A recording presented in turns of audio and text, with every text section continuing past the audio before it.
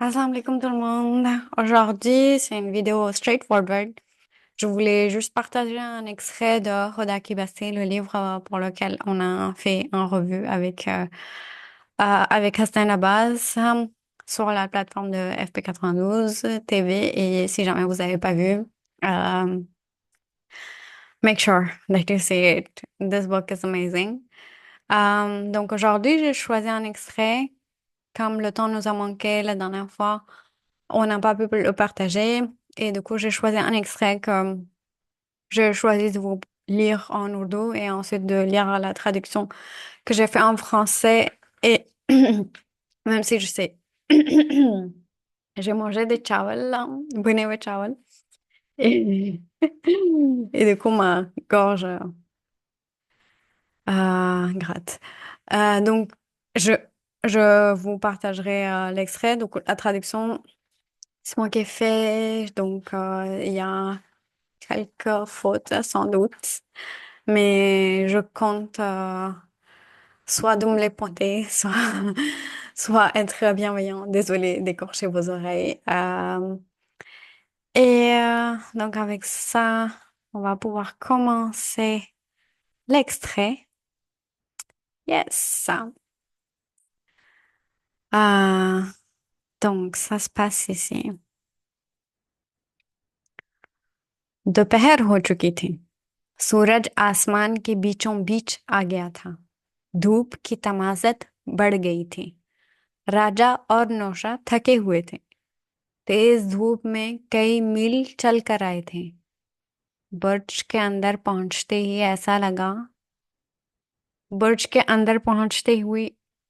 ही ऐसा भीगा हुआ झोंका आया कि मजा आ गया। दोनों शिकस्ता मेहराब के नीचे बैठ गए। नशेब में दरिया आहिस्ता आहिस्ता बह रहा था। दूर तक पानी ही पानी था। नौशा को बुर्ज के अंदर बैठकर दरिया का नजारा करने में बड़ा लुत्फ आ रहा था। मगर राजा चुप चुप था। उसका चेहरा उतरा हुआ था। नौशा ने कई बार बात करने पर उकसाया, मगर वो बेजारी से कुछ न कुछ कहकर खामोश हो जाता। आखिर नौशा ने दरियाफ्त किया, अम्मा राजा, बात क्या है जो तुम इतने चुपचाप बैठे हो? वो बुरा सा मुंह बनाकर बोला, यार परेशान मत कर।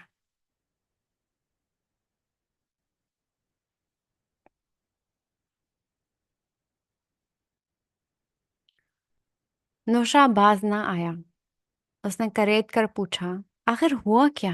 यार तू ख्वामख्वा रूठा सा आखिर हुआ क्या यार तू ख्वाह मख्वा आखिर हुआ आखिर हुआ क्या यार तू ख्वाह मख्वा रूठा हुआ सा बैठा है। राजा ने कोई जवाब नहीं दिया। अम्मा कुछ बताओ तो। नौशा ने इसरार किया। इस दफा भी वो खामोश रहा। नौशा भी चुप हो गया। दोनों खामोश बैठे रहे। सूरज की सुनहरी किरणें दरिया की लहरों पर झिलमिलाती रहीं। पानी के आहिस्ता आहिस्ता बहने की गुनगुनाहट उभरती रही। भीगी हवा के भीगी भीगी हवा के झोंकों से इनके सर के बाल बार बार बिखर कर चेहरे पर आ जाते। बुर्ज के अंदर सकूत था और इस सकूत में दोनों शिकस्ता मेहराब के नीचे उल्लू की तरह गोल गोल आंखें निकाल कर खामोश बैठे थे। अचानक राजा खिसक कर आगे चला गया। इसने अपनी दोनों टांगें बाहर लटका दी। नौशा ने राजा से कोई बात नहीं की, अलबत्ता झुककर नीचे देखने लगा। लहरें बार बार उमड़ कर घाट की दीवारों से टकरा रही थीं। इनके टकराने से सफेद सफेद झाग उठता। पानी के छींटे दूर दूर तक बिखर जाते।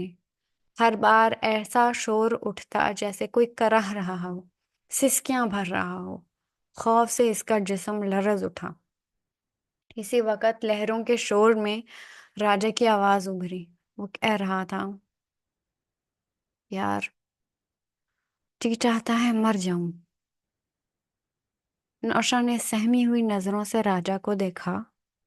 इसकी गर्दन दीवार से टिकी थी। आंखें आसमान की जानिब थीं और टांगे दरिया की तरफ। नौशा इसकी बात सुनकर कुछ इस कदर खौफ ज़दा हो गया कि ज़बान से एक लफ्ज़ भी ना निकल सका। राजा राजा लम्हा भर खामोश रहकर बोला, साली इस जिंदगी में रखा ही क्या है। नौशा ने देखा इसका चेहरा छिपकली के पेट की तरह पीला पड़ गया था। आंखों से ऐसा महसूस होता था जैसे वो देर तक रोता रहा है।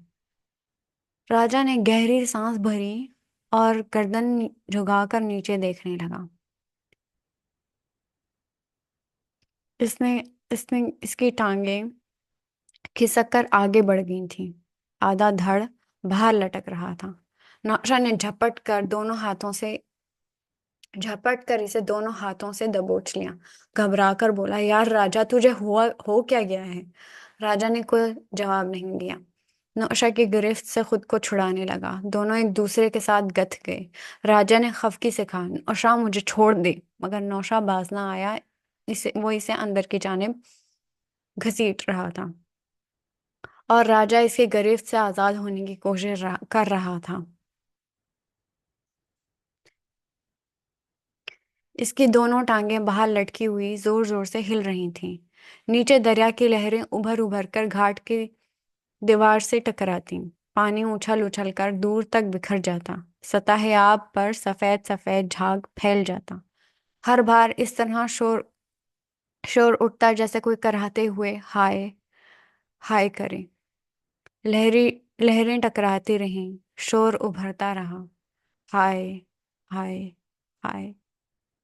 नौशाह मुझे छोड़ दे, नौशाह मुझे छोड़ दे, राजा बार बार कह रहा था। इसकी आंखें सुर्ख पड़ गई थीं। चेहरे पर पसीने के कतरे बिखरे हुए थे। बड़े बड़े बाल झुककर पेशानी पर आ गए थे। अचानक राजा ने चीख कर कहा, छोड़ दे वरना तू भी मेरे साथ जाएगा। नौशा ने कुछ कहना चाहा। इसी वक्त बिलबिला कर राजा ने इसकी कलाई पर अपने दांत गाड़ दिए। लम्हा भर के लिए नौशा की गिरफ्त ढीली पड़ गई। राजा ने डपट कर कहा, बेहरामी छोड़ मुझे। नौशा ने जल्दी से बाजू पकड़कर जोर से घसीटा। राजा का तमाम जिस्म ऊपर आ गया। राजा ने कोई मज़ाहमत नहीं की। निढाल होकर फर्श पर गिर पड़ा। इसका चेहरा झुका हुआ था, जै- जिसे इसने एक हाथ से छुपा लिया था। नौशा इसके करीब ही बैठा हाँफ रहा था। घाट के शिकस्ता बुर्ज के अंदर आहिस्ता आहिस्ता सिसकियां उभरने लगी।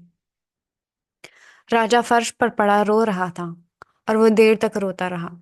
नौशा खिसक कर और नजदीक हो गया।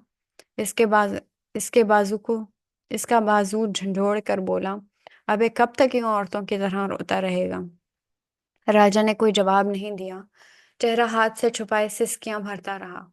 नौशा ने कहा, आओ अब घर चलें। राजा बेजारी से बोला, नहीं यार, मैं कहीं नहीं जाऊंगा। अबे कुछ दिमाग तो खराब नहीं हो गया। राजा ने जरा देर खामोश रहा, फिर आहिस्ता आहिस्ता कहने लगा, यार तूने नाहक रो लिया। मर जाता तो अच्छा था। मेरे मरने से किसी को दुख ना होता। कोई ना रोता। मेरा बैठा ही कौन है। ना माँ ना बाप,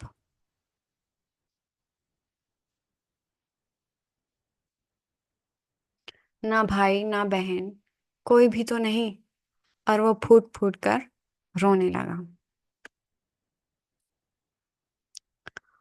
Donc voici l'extrait en ourdou et j'ai fait la traduction en français pour qu'on puisse en profiter. Et j'ai pris plaisir. Du coup, je me dis, si jamais il y a quelqu'un qui peut prendre le projet de traduire, moi je veux bien participer aussi. J'aime bien et ça donnerait accès à tout ce monde en France aux œuvres littéraires en ourdou. Euh, donc ça se passe en après-midi. L'après-midi s'était installé, le soleil était au zénith, l'intensité de chaleur au soleil avait augmenté. Raja et Nosha étaient fatigués. Ils avaient marché sous le soleil écrasant plusieurs miles. En entrant dans les bâtiments de port, une bourrasque chargée d'eau les rafraîchit. Tous les deux prirent place sous une arche en ruine. Plus bas, la rivière coulait doucement. Il y avait de l'eau, à perte de vue. Nosha prenait plaisir à observer la rivière de l'intérieur de port. Mais Raja demeurait silencieux. Son visage était démonté. Nosha le poussa à plusieurs reprises à parler, mais il se contentait dans son ennui de grommeler une réponse et se taisait. Au bout d'un moment, Nosha enquit. Mais enfin, Raja, qu'est-ce qui t'arrive pour que tu sois silencieux comme ça? Il grimaça et dit, m'embête pas, s'il te plaît. Mais Nosha n'abandonna pas. Mais qu'est-ce qui s'est passé? Tu boudes avec cette toute petite mine. Raja ne répondit pas. Mais enfin, dis quelque chose. Nosha insista. Cette fois aussi, il resta silencieux. Nosha aussi se tut. Les deux restèrent assis en silence. Les raies dorées de soleil reflétaient sur l'eau de la rivière. De l'écoulement de l'eau de la rivière émergeait un chant, et les bouffées rafraîchissantes, mouillées, désordonnaient leurs cheveux et les poussaient sur leurs visages. Le port était calme, et dans ce calme, tous les deux étaient assis en silence, sous l'arche en ruine, tels des hiboux, avec leurs yeux ronds. Soudain, Raja se glissa pour aller s'asseoir plus près de l'eau. Il s'assit avec ses jambes pendues dehors. Nosha ne parla pas à Raja, mais se pencha pour regarder en bas. Les vagues se levaient et se cognaient au mur de port. Leur cognement produisait de la mousse blanche. Les gouttes d'eau s'éparpillaient jusqu'au loin. À chaque fois que cela se produisait, un son comme si quelqu'un gémissait. Cela produisait un son comme si quelqu'un gémissait, sanglotait. Il frissonna de peur. À ce moment précis, parmi les bruits de vagues, émergea la voix de Raja. Il disait, dis, j'ai envie de mourir. Nosha regarda Raja à mes yeux. Son cou était appuyé sur le mur. Ses yeux fixaient le ciel et les jambes pendaient dans la rivière. Nosha, en écoutant ses propos, eut si peur qu'il ne put prononcer un mot. Raja fit une pause, puis reprit. Cette putain de vie ne vaut rien. Nosha le regarda, son visage était devenu jaune, comme le ventre d'un lézard. Ses yeux semblaient comme s'il avait pleuré très longtemps. Raja prit une respiration profonde et pencha son cou pour regarder en bas. Ses jambes avaient glissé encore plus en avant. La moitié de son buste se penchait dehors. Raja se précipita sur lui et le rattrapa de ses deux mains. Raja, mon pote, qu'est-ce qui t'arrive? Raja ne donna pas de réponse et essaya de se libérer de l'emprise de Nosha. Tous les deux ne formaient plus qu'un. Raja se fâcha. Nosha, relâche-moi. Mais Nosha ne relâcha pas. Il le tirait vers l'intérieur, et Raja essayait de se libérer. Ses deux jambes pendaient dehors et se balançaient vivement. En bas, les vagues émergeaient et se cognaient contre les murs de pont. L'eau éclaboussait jusqu'au loin. À la surface de l'eau, la mousse blanche se dispersait. À chaque fois, un bruit émergeait, comme si quelqu'un gémissait. Aïe! Les vagues se cognaient. Quelqu'un gémissait. Aïe! Aïe! Aïe! Nosha, relâche-moi. Nosha, relâche-moi, répétait Raja. Ses yeux avaient rougi.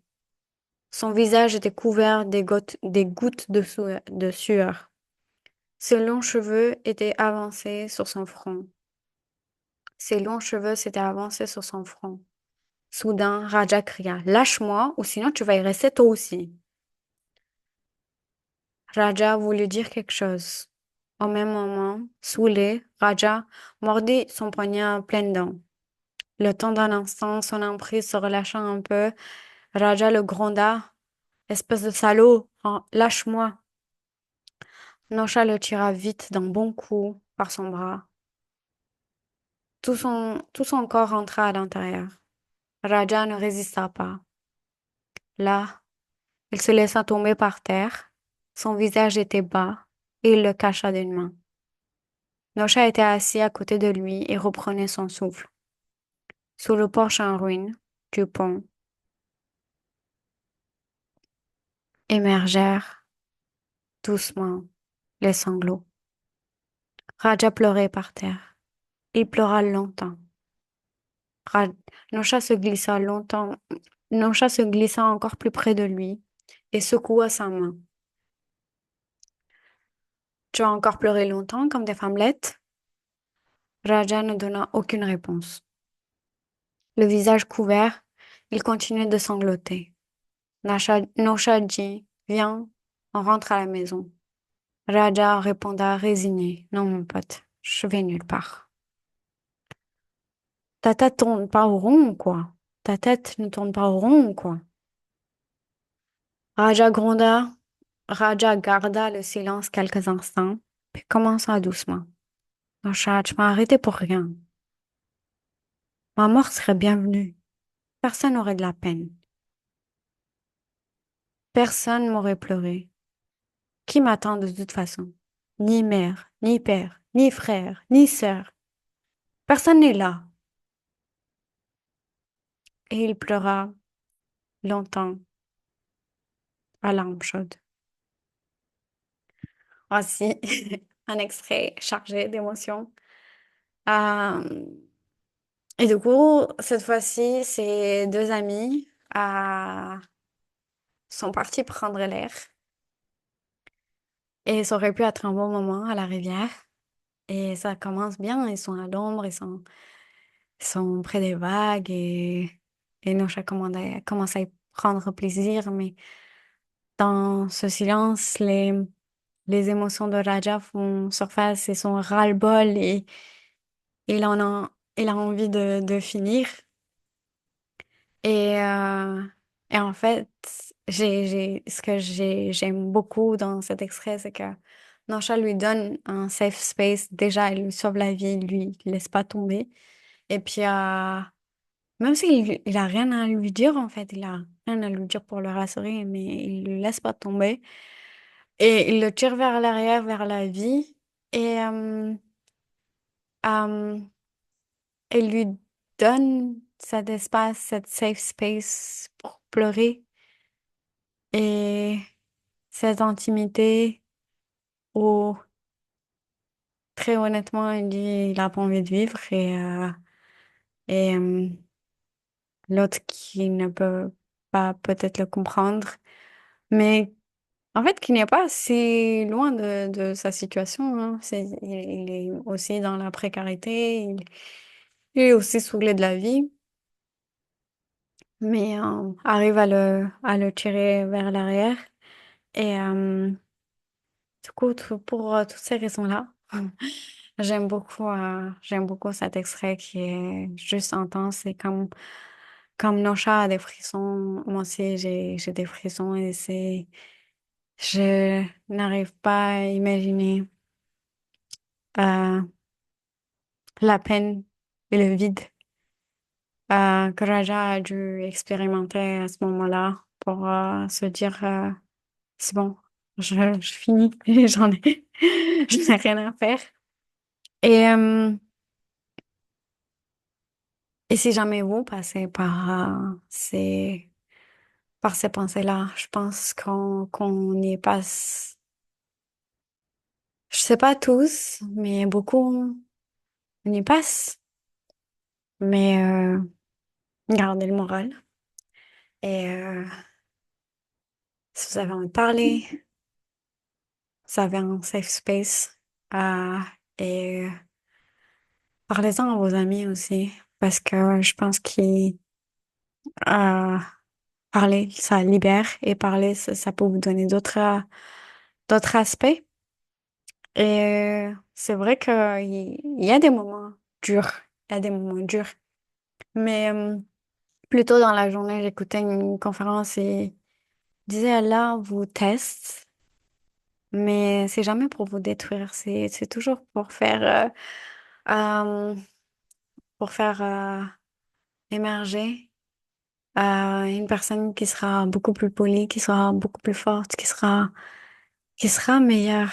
Et je sais que passer par là, passer dans les épreuves où on est vraiment bas et qu'on se questionne beaucoup de choses et que rien n'a du sens, euh, c'est dur, mais que c'est aussi une opportunité pour se dire, mais en fait, euh, this is also an interesting time.